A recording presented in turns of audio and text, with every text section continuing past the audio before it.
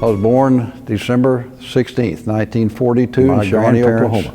Came from Michigan, and my grandmother from Mississippi, but they started Shawnee Milling Company in 1906, and then my dad grew up there in Shawnee, and all of our family went to the University of Oklahoma. I went into training at Fort Sill, basic training there on field artillery. Fort Sill was very intense on field artillery.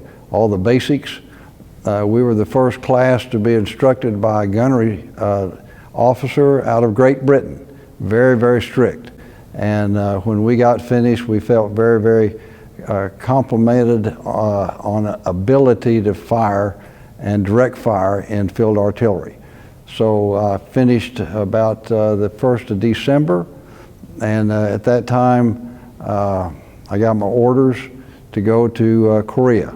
And they said, get on the plane and you're supposed to be flying out to Camp Page. And that was the first day that I was in country in Korea. And immediately we were up on a fire mission close to the DMZ. We had the Honest John firing system, which was the largest ordnance that the field artillery had at that time. Tremendous firepower, tremendous capability to it. We did that for a solid year in all kinds of weather, all kinds of roads. There wasn't any time that we were backed down by weather or whatever the conditions were. We fired the rocket parallel to the DMZ, and one time we even fired one 19 miles and missed a coordinated point by 32 meters. It set a record that nobody could believe that we did. And in all kinds of weather, one time we were at wind chill of 60 below zero up there on the DMZ. But we never failed to function, never failed to accomplish our mission. And so I was able to teach and instruct all those that were going to be commissioned as second lieutenants out of Officers Candidate School.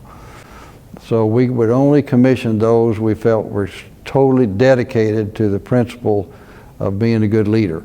And I know one time I had a general asked me what I was taught to become a TAC officer, and I told him I wasn't. I said, but my experiences in Korea were very, very important.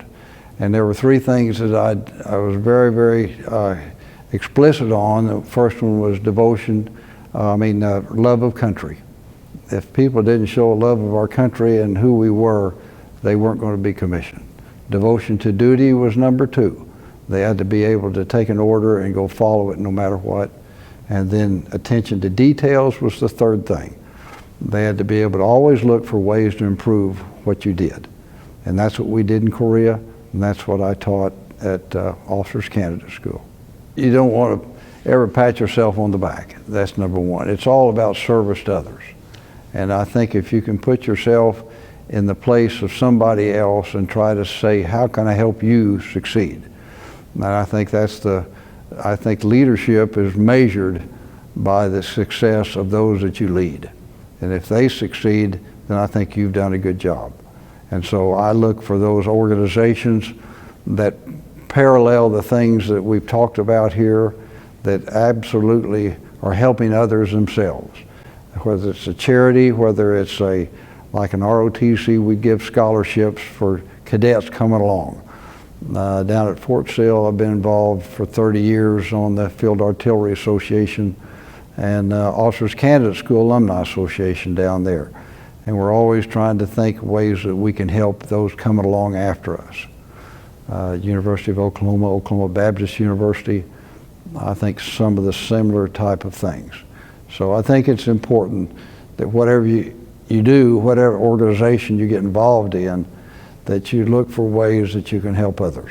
I just can't believe that that's what's being recommended for me to be here tonight, but when I first heard about it, I thought of General Dollar and how he was so generous into stepping up with this idea of the organization as well as the Citizenship Award. And I thank so much the Oklahoma Military Hall of Fame for this opportunity, and I thank for the opportunity to thank those that have been so important to me.